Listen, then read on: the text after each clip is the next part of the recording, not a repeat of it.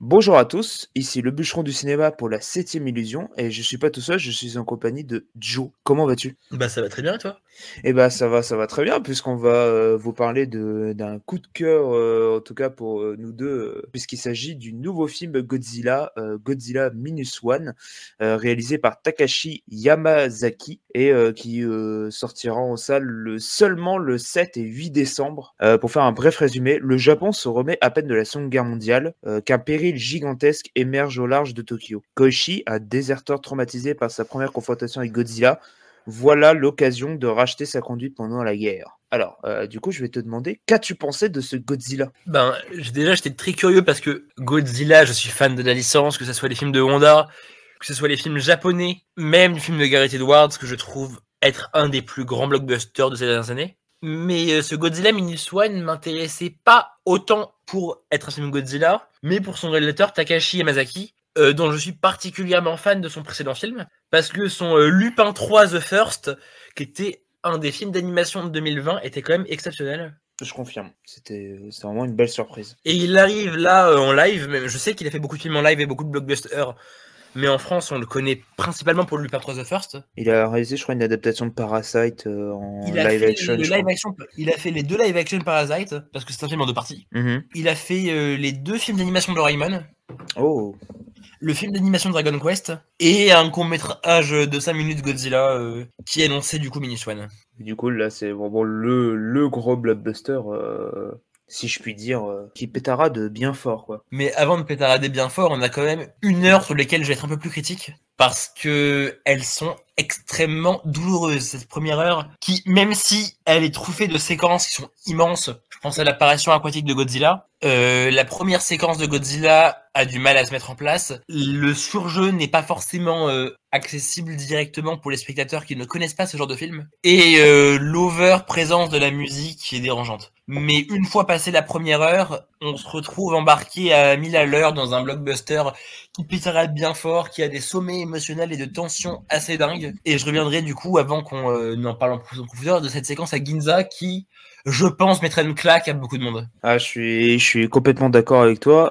En fait, ce film, en fait, j'en ai entendu parler, mais assez récemment. Et du coup, je suis toujours curieux de voir un nouveau film Godzilla, hein, parce que on avait eu notamment ces dernières années Shin Godzilla, réalisé par Hideaki Anno, qui était une claque immense, qui avait réussi à remettre Godzilla sur le devant de la scène et réactualiser le monstre dans une époque plus contemporaine. Et là, pour le coup, en fait, je me posais la question par rapport à ce Godzilla Minus One, puisque du coup, c'est le film qui retourne le plus en arrière et se place en 1947 à peu près. Et du coup, je m'interrogeais sur vraiment la pertinence du coup du geste. Et ça a été complètement balayé. Même si la première heure, je suis d'accord, elle est un peu douloureuse, mais il y a quand même un travail sur la pauvreté d'après-guerre qui est assez important et même toute la condition sociale justement de ces gens qui ont tout perdu après cette guerre, cette Seconde Guerre mondiale absolument terrible, qui s'est conclue d'une manière très tragique, et Godzilla qui en incarne la force absolument incroyable, notamment lors de sa deuxième apparition sous l'eau. On a le droit au premier, parce que ce ne sera pas le dernier, mais plan de quasiment d'explosion atomique avec la récurrence qu'à chaque fois quand il tire un rayon, on a le champignon atomique. Godzilla est de nouveau vraiment la métaphore du nucléaire. Et, euh, et même après ça, notamment la scène à Ginza qui est absolument exceptionnelle, qui est littéralement une citation. Il y a des moments, c'est des plans, c'est des citations du Godzilla de Eiichiro Honda. Et c'est vraiment très spectaculaire. Le monstre est gigantesque. Même les détails sur la créature, mis à part la première séquence, mais par la suite, elle a vraiment des détails sur des petits détails de fabrication qui sont vraiment, vraiment sublimes.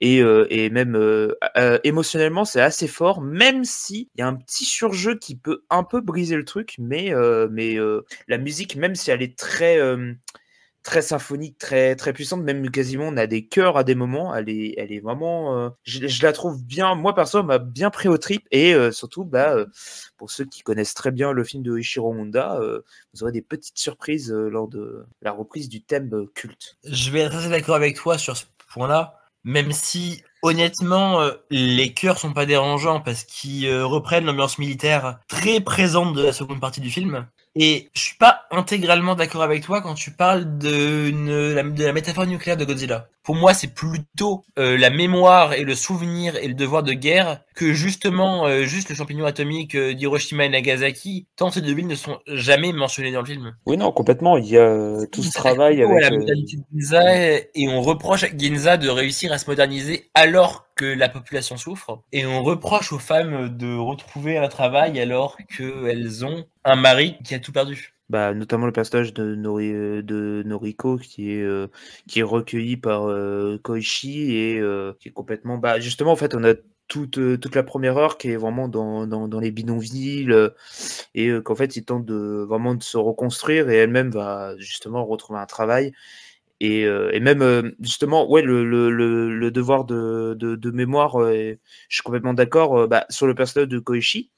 Puisqu'en fait, eh ben, à la base, il était kamikaze dès le début du film. Et en fait, bah, il a fui. Il a fui et même en fait, il se sent responsable par rapport au fait qu'il aurait pu empêcher Godzilla, mais finalement non. Et même en matière générale, en fait, d'une mémoire des gens disparus et qui en fait ont tout perdu, ont laissé des enfants orphelins, des femmes veuves ou même juste en matière générale et du coup de la modernisation avec avec en fait tout ce parallèle entre justement le Japon qui se reconstruit et qui devient qui s'américanise mais qui est pas c'est pas mentionné dans le film mais en tout cas il y a une vraie reconstruction de la ville et à côté on a les bidonvilles et les gens qui sont un peu abandonnés par le gouvernement, même d'ailleurs c'est un peu dit dans le film, ils sont un peu laissés par eux-mêmes mais même c'est même eux qui vont prendre leur courage à deux mains pour arrêter Godzilla qui est en train de foncer sur Tokyo, quoi. D'accord avec toi sur ce point-là pour le coup. Mais en tout cas, on peut pas nier que, en tout cas, dès la deuxième partie du film, c'est vraiment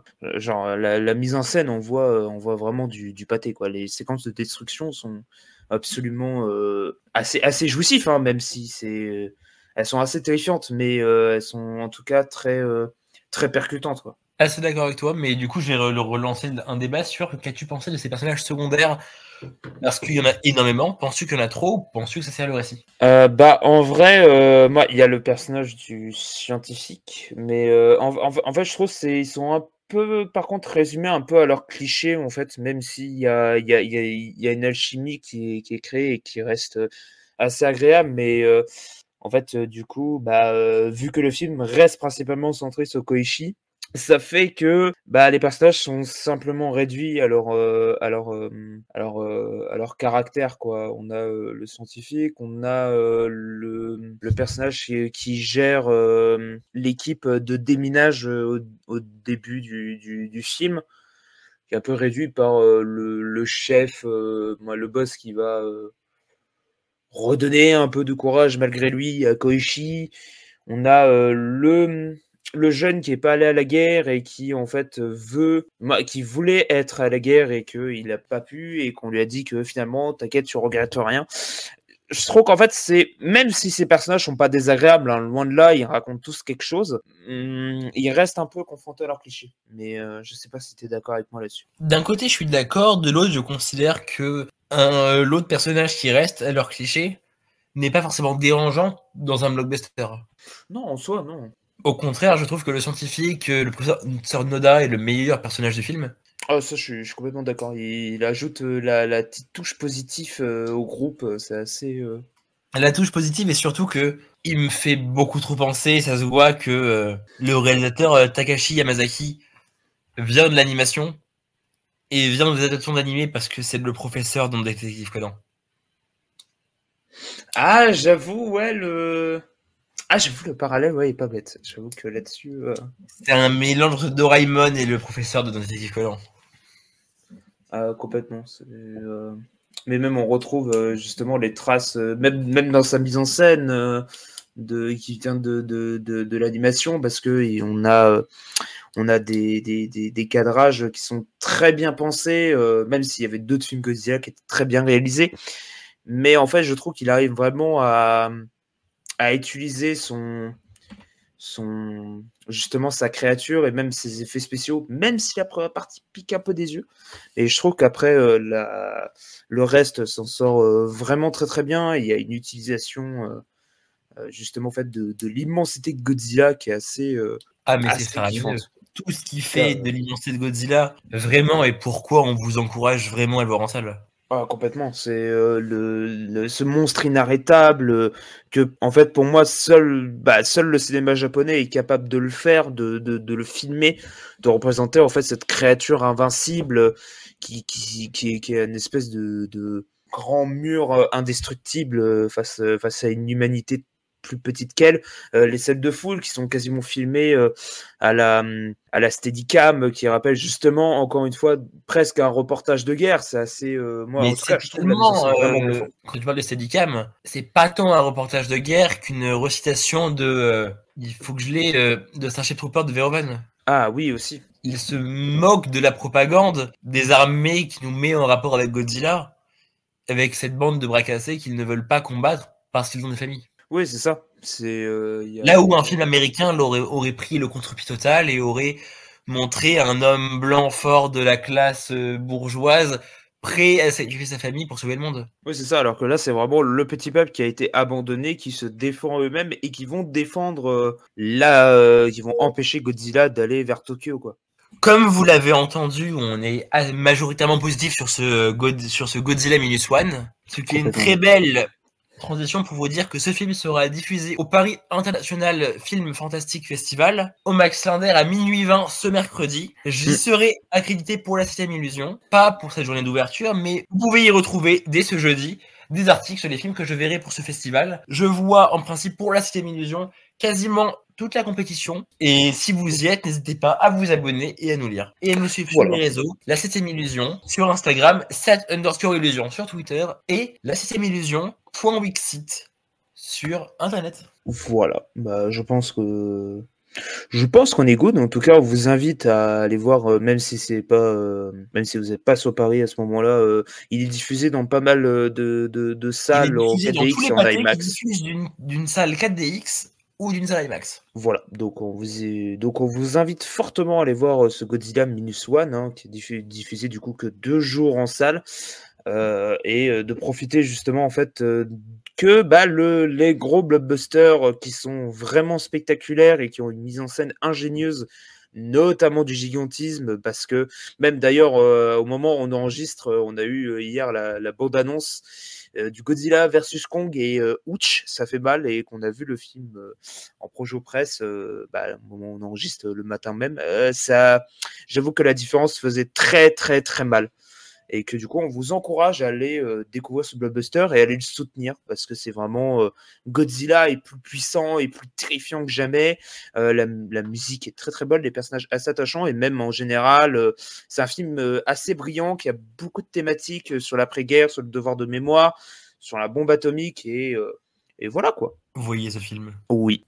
Du coup, merci de nous avoir écoutés. N'hésitez pas du coup à nous suivre sur nos réseaux, sur le site. Et nous, on vous dit à la prochaine pour un nouveau débat. À plus tout le monde.